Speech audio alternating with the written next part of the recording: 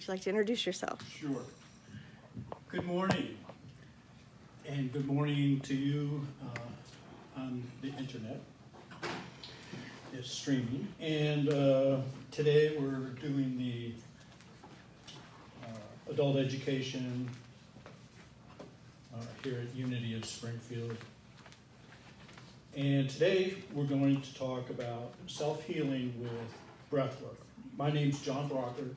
I'm a board member, a willing board member here, and have had a fascination with breathwork and breathing for many years. I was in a breathing group in about 1975 when I was volunteering to work with people who were in drug crisis situation in college where I was going, to Southern Illinois University in Carbondale, and there was an agency called Synergy, which had a little drug crisis center, and then we went to Aon Alternatives, which was a counseling agency. They taught skills so that we would be somewhat prepared when we were dealing with somebody freaking out on acid or something. And so the first skill that they taught us was this breathing. They wanted us to sit down and get in touch with our breathing, and taught just basic full breathing and diaphragmatic breathing. The mic doesn't seem to be working. And the diaphragmatic breathing, which was really helpful. And then it didn't really click for me a whole lot after that until about 2005, and my day job is that as a clinical therapist, licensed clinical social worker, and I started doing dialectical behavior therapy, getting trained in that, and being part of a consultation team where we teach each other all the skills that we teach clients. And we started working with mindfulness, and so again, there was a return to the breath and a lot of focus on that, and found it really helpful. At the same time, I kind of had a spiritual awakening right around the same period of time that was pretty powerful, and again, the breath and was a part of that as well. And then when I finally quit smoking for the last time, I was running my first 5K ever. This is in 2008. And I'm running up a hill in El Dorado Springs. And if anybody has been to El Dorado Springs, there's not many flat places in that town. And I'm going up this hill, gasping for breath, and trying not to walk, trying to be able to keep jogging up that hill. And it just struck me how important it is to be able to breathe. And in fact, and how not underrated breathing is. And at that point, since that point, I've never had a craving to smoke another cigarette in my life. It was just one of those kind of pinnacle moments where you just they having a realization. This is a no-brainer. Breathing's cool. Okay. So I came upon this book called Self-Healing with Breathwork by Jack Angelo, and he really takes it to a point that I think is very important, and he takes it into the spiritual realm in a way that's done very systematically. He also has a couple of books. This is kind of a primer book. It's called Healing with Breathwork, Using the Power of Breath to Increase Energy and Attain Optimal Wellness. He also has one that's really geared towards healing the world and focusing our energies outward to the whole world, and which I have not seen that book yet, but I'm just aware that he's written it, and I'm going to start looking for it. So, but interesting fellow. Okay, to start, I would like us to prepare to spend some time together and acknowledge the power of healing is within each of us. Awareness of our connection with Source and finding the balance with intention and letting go into the Source energy. Let it be, let it be, let it be. To start with,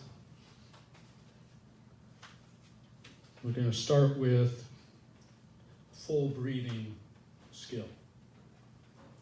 This is simply sitting comfortable in your chair with your feet flat on the ground, your back straight.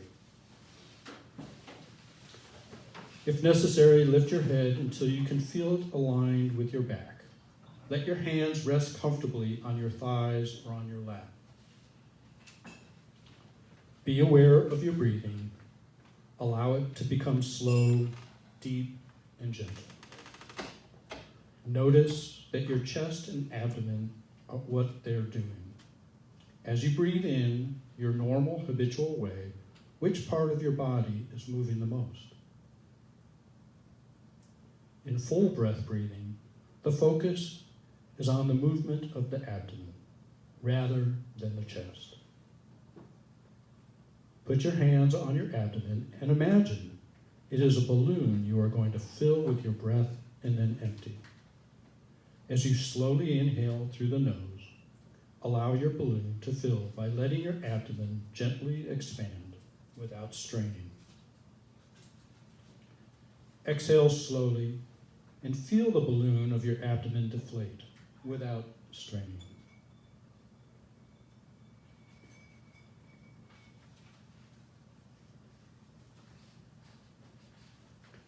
After a short session of full breathing, continue to sit comfortably in a chair.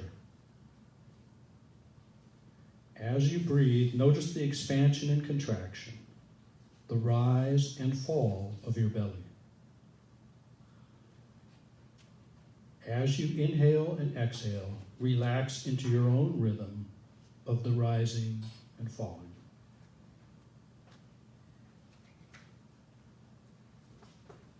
Think of the rise and fall of your belly as the rhythm of your breath, which parallels the rise and fall of your life experiences. Just as you can witness the rise and fall of your belly during breathing, so you can also witness the ups and downs of your life in the same way. The ups and downs of your life are the experience of your personality, but you do not have to define yourself by these experiences. It is time to honor your experiences. They are all a part of your life journey. Sit with this thought and let it too. Breathe into your consciousness. The rise and fall of your belly complement each other as a part of a complete whole. In the same way, the ups and downs of your life complement each other as a part of a complete whole.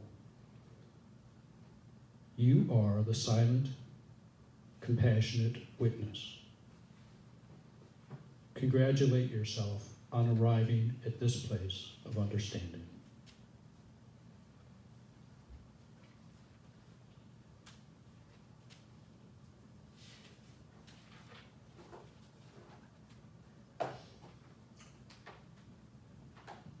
So, Jack writes, as a practitioner, and he's a healer, a breath healer, and an energy healer. So he says, the availability of the healing life force to another person is enhanced through conscious breathing. Further, the availability of the healing force is proportionate to the person's awareness of the sacred source of energy within the breath. And there's various exercises in the books, and we're just going to cover a few of them, but he has about 30 of them in this book that get into specific kinds of issues as well as different approaches. But the basic thing that he's asked us to do is really check into this whole idea of the breath of unity, which is the awareness of connection between the breath that we take when we breathe and source. And in that awareness, that's the power of the healing, is that's where it is. And if we don't have that connection, it becomes difficult. Another thing is that while we're exercising, doing exercises like this, either breathing or meditation, and we'll get into a few of the issues around meditation as well, he encourages us to take some notes about what our experiences are, so that we can kind of get a sense of progress or struggles that we're experiencing as we're going on this journey. He says the breath carries the life force, so the breath is our moment-to-moment connection with the source of all life and all healing energies, which can be called the source or God. Though the simple and natural act of breathing, we can become more aware of this breath of unity and open ourselves to the form of healing energies. And this is my conscious, mindful breath is integral to self-healing. So there's a history of spirit and breath and the idea of breath throughout all of history. And so this first part, we're going to talk a little bit about the history of breath and how it fits in with spirituality throughout a number of different cultures that we all borrow from. And this is familiar to a lot of you, those Unitics that are here and here. So it's actually the first, it's been recorded on cave walls of pictures of people's breath coming out of their mouth. And so it really goes back far. We don't know, because they didn't have real true written language, we don't exactly know what it meant to them. But we know that they were aware of this, and it was enough that they were putting it in their artwork and they were looking at it. In the Bible, in Genesis, it talks about the ruach, which is that sacred breath, that life that transformed dust into the living being when man was created. 6,000 years ago, Egyptians detected that breath seemed to actually carry life with it, and they called it Ka. This led to the idea of Ankh, A-N-K-H, and that's a depiction of the cross with a little loop on top that the Coptic Christians then adopted as their own cross. To them, the significance was life after death because of the whole Jesus experience with the early Christians. 2,500 years ago, Chinese medicine practitioners called this breath the mysterious life force Qi. And it's Qi, pronounced Qi.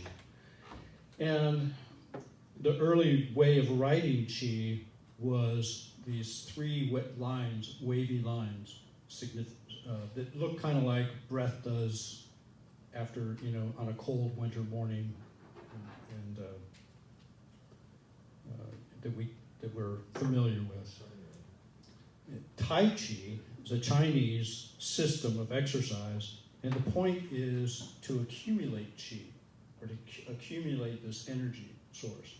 And this is some of where Jack is going through in a lot of these exercises, is the whole thing of trying to accumulate healing energy within our body and within our mind.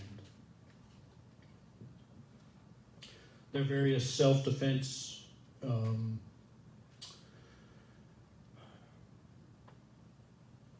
that are also based on Qi. And Japan also adopted the spiritual, and they called it Ki. And the Japanese martial arts, Aikido, is translated as a way of harmonizing your Ki with that of your opponent. And then we've heard of Great Ki, and that, again, that's a Japanese form of this Qi. And the whole idea within Reiki is to gather this healing force energy in the lower abdomen, and have that subtle energy power there for the purpose of healing. And of course, we have a Reiki group that used to meet. They haven't been here for a while, but they do it online. They're doing it online. Yeah, they're doing it Thursday, and if you're on their thing, they send you a thing and tell you that they're doing it online Thursday, remote. Thank you. I just heard that they're doing it online on Thursdays, the Reiki group. So. The third Thursday. Third Thursday of the month. Okay. Yeah, it used to be at the same time as our mindfulness spirit group on Thursday. Prana is a concept from India, which also refers to the life force. And the term was first recorded in 400 BC in the Upanishads. And it's in the practice of yoga, it's sometimes introduced the pranayama, which is the science of breath and breathing. So those of you that have practiced yoga at any level, even just the regular hatha yoga, everybody has heard a yoga instructor say, "Now breathe, don't forget to breathe." and it really makes a huge difference in being able to do the practice of yoga when you are doing it with your breath. According to pranic science, there's 3 channels of subtle energy where the prana travel. So there's the central channel, which aligns with our spine. Then there's an emissive or masculine channel, which, if you're looking at me, it'd be on your left, but it's my right side. And then there is the receptive or feminine polarity that is on the other side. And the male and female channels create kind of a loop that goes around almost like a racetrack, and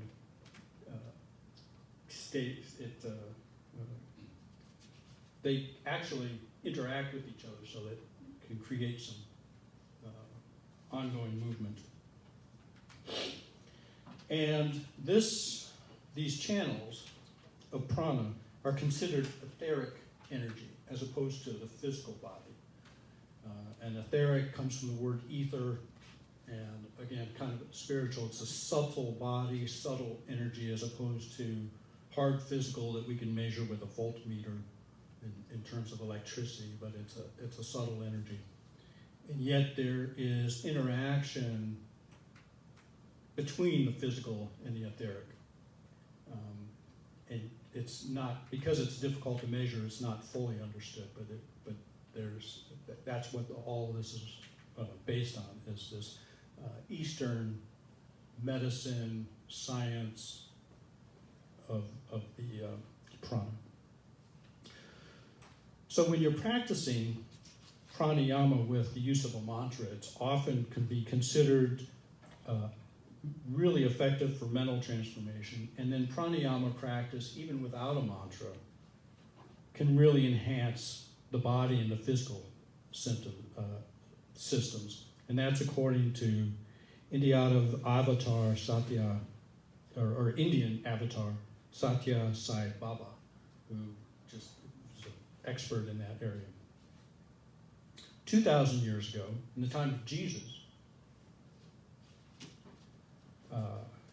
the Bible records show that Jesus used the terms Holy Breath and Holy Spirit more than any other reference in terms of the presence of God, when God comes.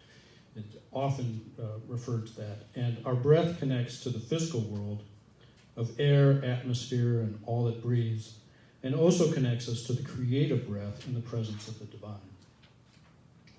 In terms of linguistics and this thing of the history and the language that we use around just normal language as well as healing language, the Hebrew word ruach translates to spirit, soul, and breath. In the Aramaic ruka, or rucha, to spirit, breath, wind, and air. And the Semitic ch root sound refers to the breath of life.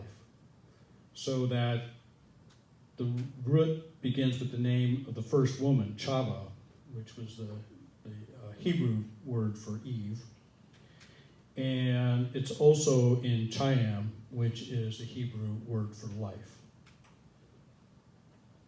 In Greek, psyche, it means soul. And it's the same root that's in psychen, which is to breathe. And of course, we borrowed psych into psychology and the whole idea of the mind. And there is such a connection between our breathing and our thoughts and our breathing and our mind, which is obvious. The feminine word anima is the spirit within. And it's the same root as animus, which is the wind. The English word spirit comes from the Latin word spiritus, which means breathing, soul, courage, and vigor of life. The English word inspiration, which we think of it as being that we're divinely inspired or we're inspired to do something, but it also technically also means to inhale. And comes from the Latin word inspirare, which is to breathe in. Hildegard of Bingen, 1098 to 1179, so she lived 81 years, described God as the one breath to which everything returns. I just like the quote.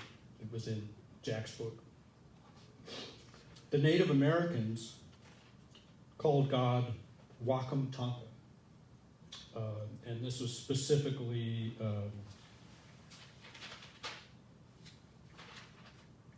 the Lakota tribe.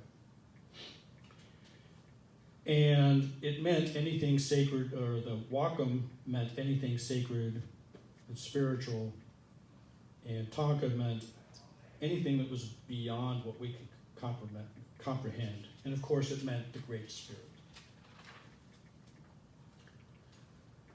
Sufi master Hazrat Khan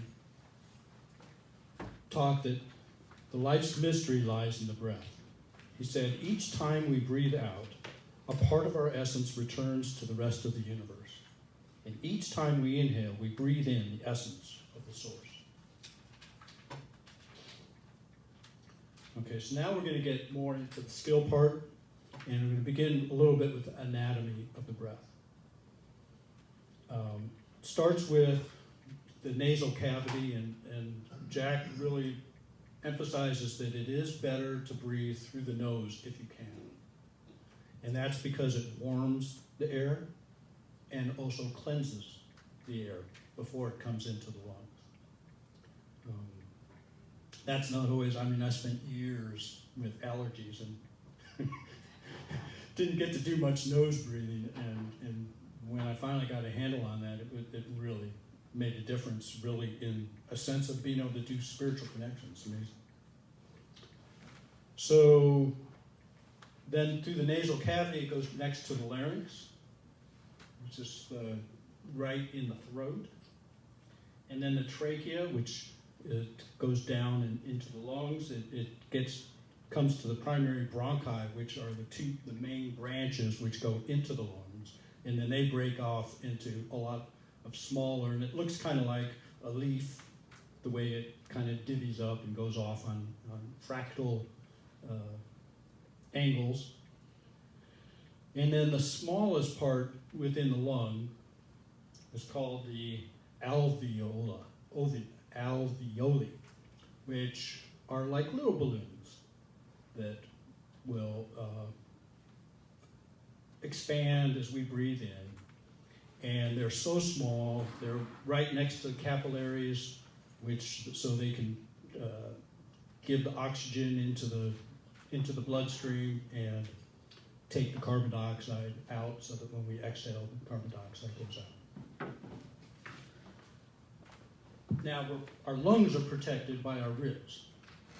So we know exactly where they are because they're right inside the ribs. And then right below our ribs, if you go right along the line beneath your ribs, you're touching a muscle called the diaphragm. Okay? And all the diaphragm does is that when we push it down, it pushes all of our internal organs out of the way and allows the lungs to expand. So that's all diaphragmatic breathing is.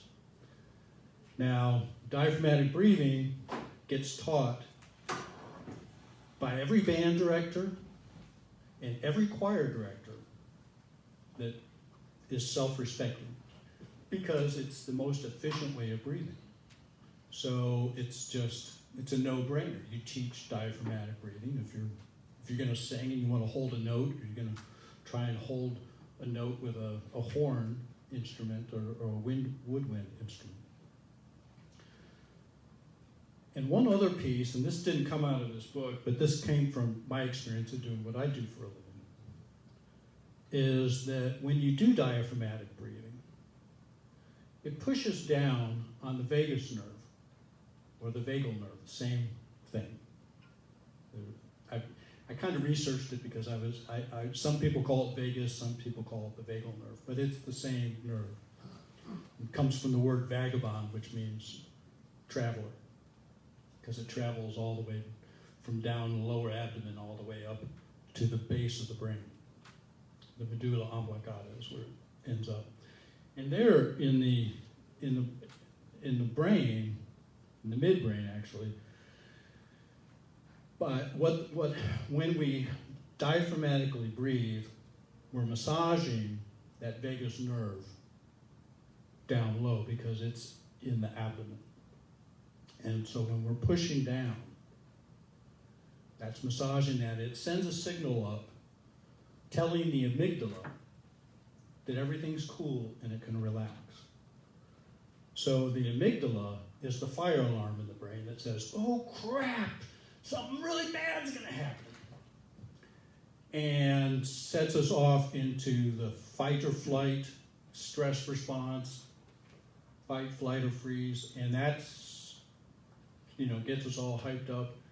So to do diaphragmatic breathing is calm breathing as well, which is really helpful for getting to practicing meditative practices or just stress management. It's healthy regardless. It's healthy physically, but it also is healthy mentally and can have us slow down and rest and find the quiet when we're practicing spiritual practices as well.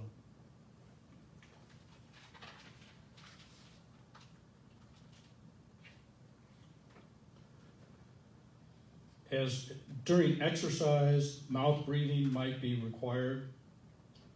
It certainly is if I run. I start mouth breathing pretty quickly. And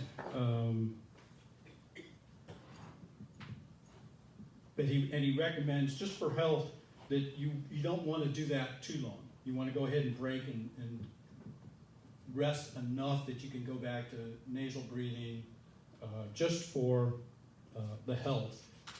And also, if you do it for too long a period, it leads to gasping. And gasping is a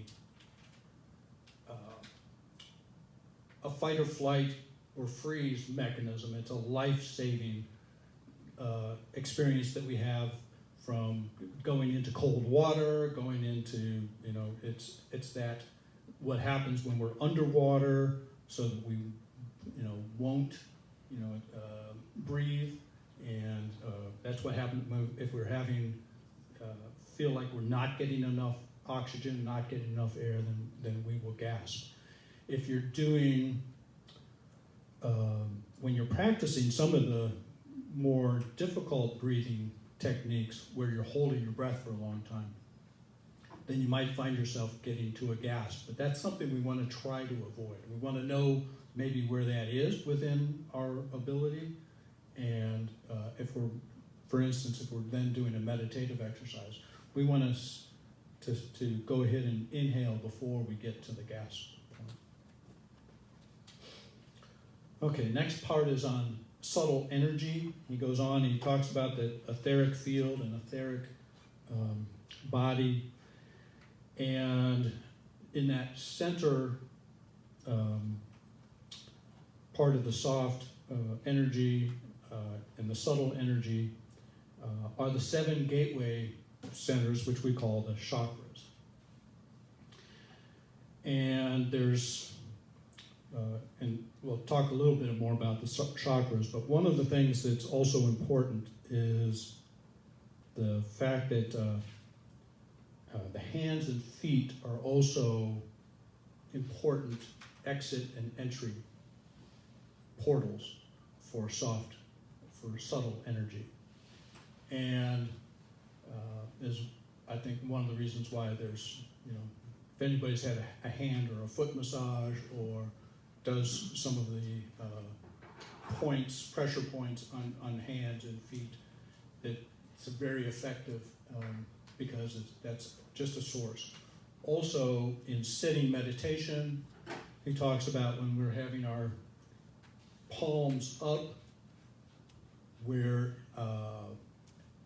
able to access the energy through the universe, both to come in but also to impact it. So like on the techniques that he talks about where we're trying to be healing towards the universe and the world and our community as a whole, then we would tend to do a sitting meditation or a breathing experience with our hands up. With palms down, that's more internal, going inward, going to the source through the inside.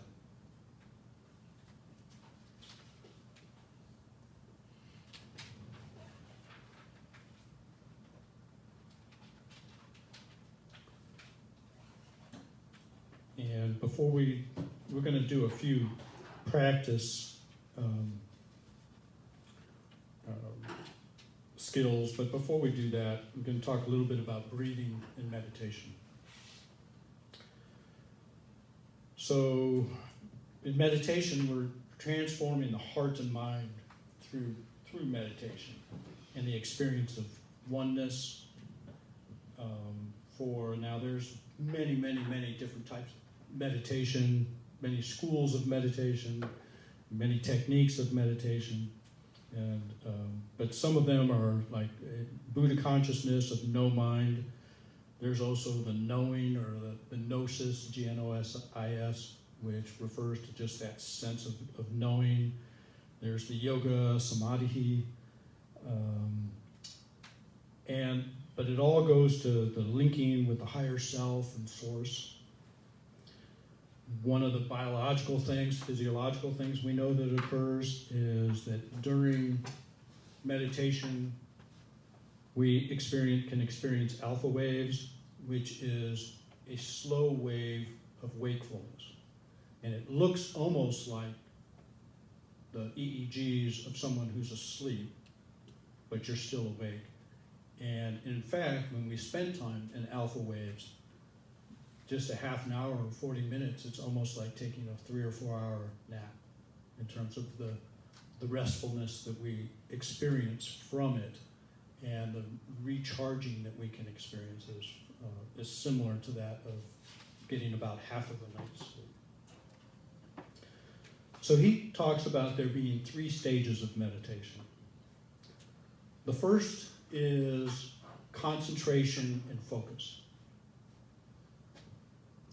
The second is contemplation, where the mind becomes somewhat less involved and allows our thoughts to just pass through, thoughts and distractions just pass through without wrestling with them and getting caught up and lost in the conversation, the internal dialogue, if you will, where we just become more of a passive observer of it, and it starts to quiet down and slow down a bit.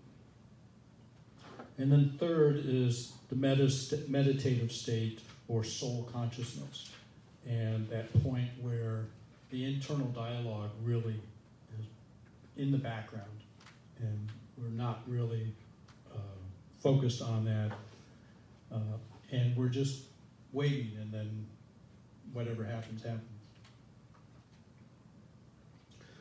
So he goes over a few things that can be important basics for meditative practice. First of all, he says, choose a regular time and place, particularly time, because we're creatures of habit. And the hardest thing about meditation is doing it, just showing up and doing it. Because if you don't do it, then you're not getting the benefit. And creating a habit is, whether it's to lose weight, or do more exercise, or do meditation, whatever, those are always, New Year's things that we're going to do, and they're so hard to follow through with. So it's easier if we have this regular time and space that we have reserved for this meditation practice. Also, he encourages us to create a sacred space, a shrine, if you will. It might be a picture of someone who's near and dear to you, or someone you look up to, or that reminds you of peace, or it could be a beautiful visual artwork. Could include a candle, could include something that smells relaxing and calm.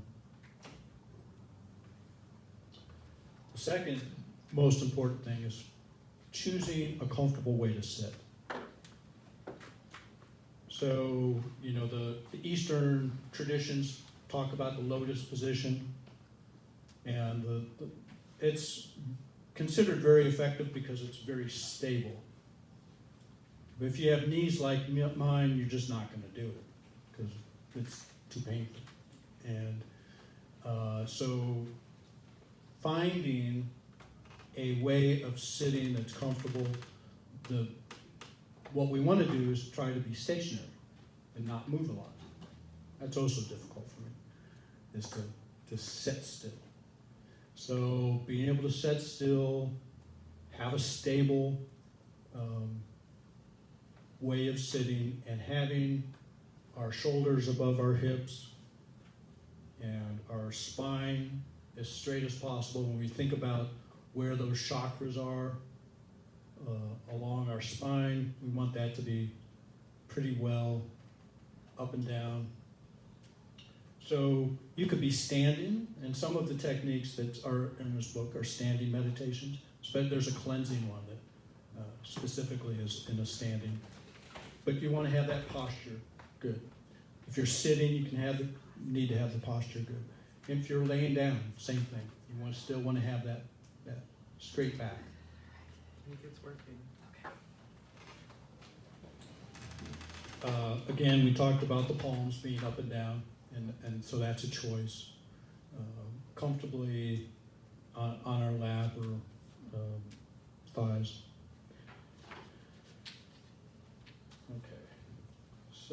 we're going to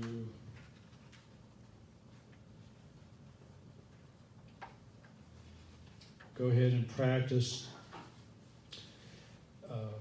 one of his meditation practices.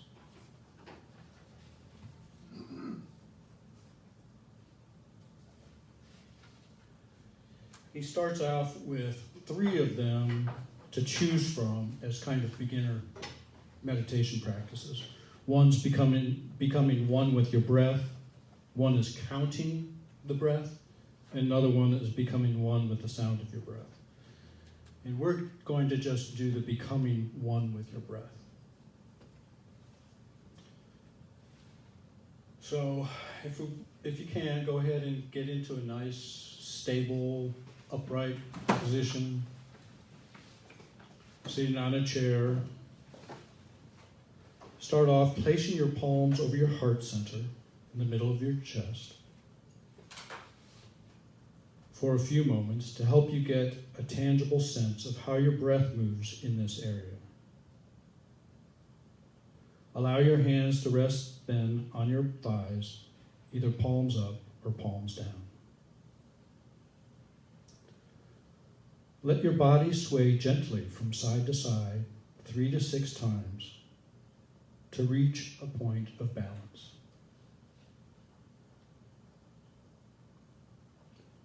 If possible, breathe through your nose.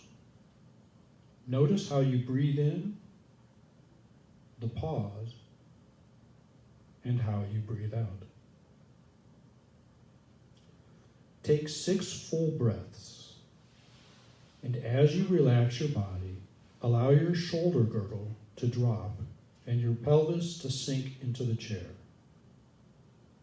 Let your elbows relax. Check that no other part of your body is clenched or tight.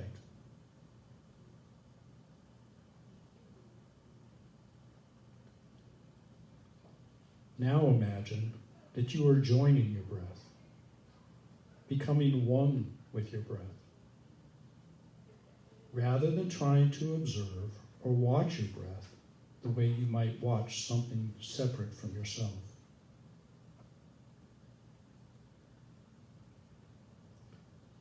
Pay attention to the whole cycle of each breath. You may find at times that you have begun to tune out during the last part of the exhalation. When you tune out, this gives your mind the opportunity to wander. With your focus on the complex movement or the complete movement of each breath, remain aware of the total experience of each breath. Observe how each inhalation becomes an exhalation, and each exhalation becomes an inhalation.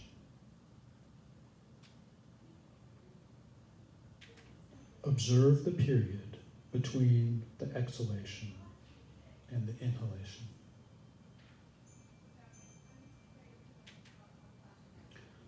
Do not try to stop your mind from thinking.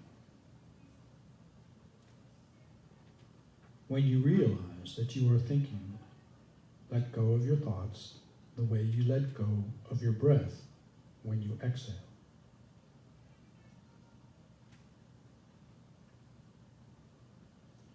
This flexibility, this ability to drop distraction and return to the breath again and again, is one of the most important elements in practicing breathing meditation. The ability to let go is essential. It will enable you to let go of your attitudes, your opinions, your irritations, anger, pain, regrets, and your grief.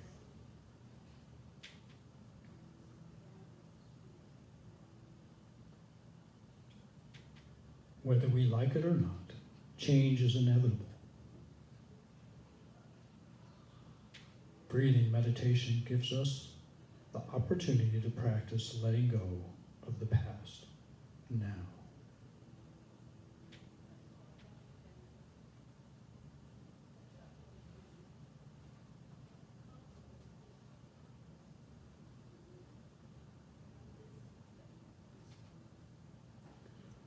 Without forcing yourself, try to be aware of the present moment and your full presence right where you are.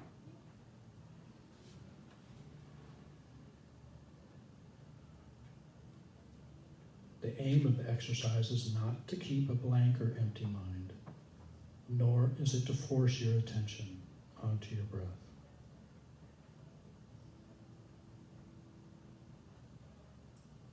Rather, your practice is that flexible state of mind by helping you let go whenever you notice that you are distracted from your intention to engage with the present.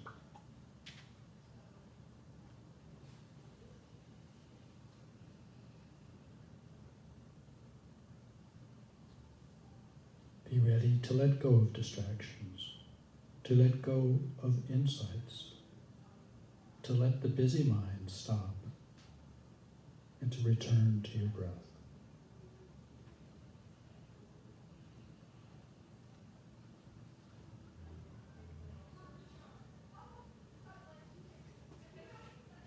With practice, you will realize that you've entered a meditative state without trying. The movement of your breathing may seem to have stopped, as you and your body awareness seem to fade.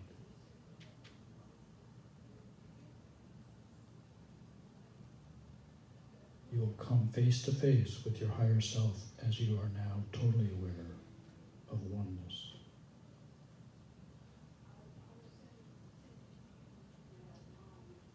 When you feel that your meditation session is over, return to your body, consciousness, calmly and deliberately.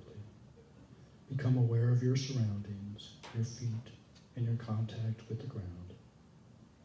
Wiggle your toes and fingers. Give your thighs a vigorous rub, and give thanks.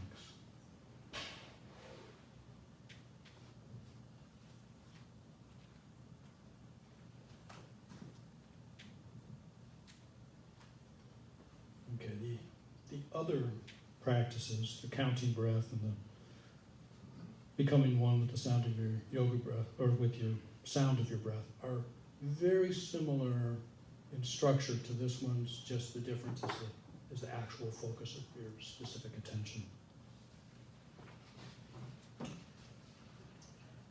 So on the handout, I put down under subtle energy, the centers of the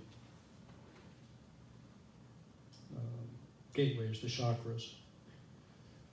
And each one has some specific areas that they're focused on, and each one has a color associated with it. And something that I found out, and I don't have in this book, but I found out when we were doing our mindfulness. Carrie brought a book to our mindfulness group a couple of years ago, before pre-COVID. And there's also a sound frequency that's associated with each chakra. And we did a meditation thing where we were all humming a certain frequency when we got together on that, and that was very cool, very cool. So the base center is at the base of the spine, is red. The sacral center between the navel and the base center is orange. Solar plexus center just below the solar plexus itself is yellow or golden yellow. The heart center, which is right in the center of the chest is green. The throat center,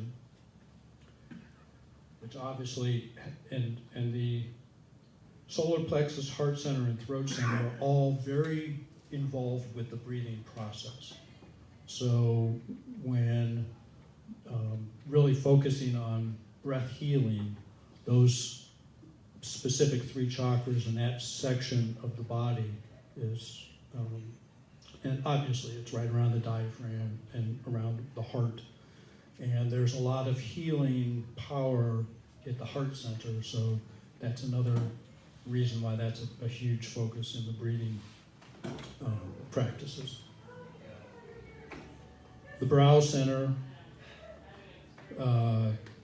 just above, just in the middle of the forehead, oversees the chakras below it, and it's indigo.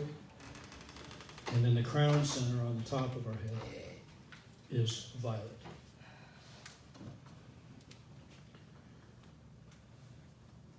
And kind of running a little bit short on time, but one of the really neat practices, and we won't actually practice it today, but is to do, start either at the base or at the crown, and do guided imagery of really focusing on the colors for each chakra center. And what the colors represent is that you feel that color when that chakra is in balance. So if you're not sensing that color, then it means that there might be some imbalance. And there's a closing down procedure, which is clearing energy field, which is misspelled on my handout, field. And that is a standing exercise where you imagine white light coming down from the crown center and cleansing out the whole chakra system. And you become aware and kind of look for in your mind's eye the sense of the appropriate colors for each of the chakra points. And then the regulating the energy centers exercise is basically just focusing on each color for each chakra. And then the sphere of protection is a heart center exercise where you just feel that sense of protection as you focus on the heart chakra. And in general, a lot of the healing exercises are doing some type of a guided imagery. You can focus on a specific part of your body that you're having illness or injury for the healing, and to gather the subtle energies into that area of your body as you're doing the practice. And again, this book by Jack Angelo has just a lot of neat exercises in it, so I recommend it highly. Okay. Thank you.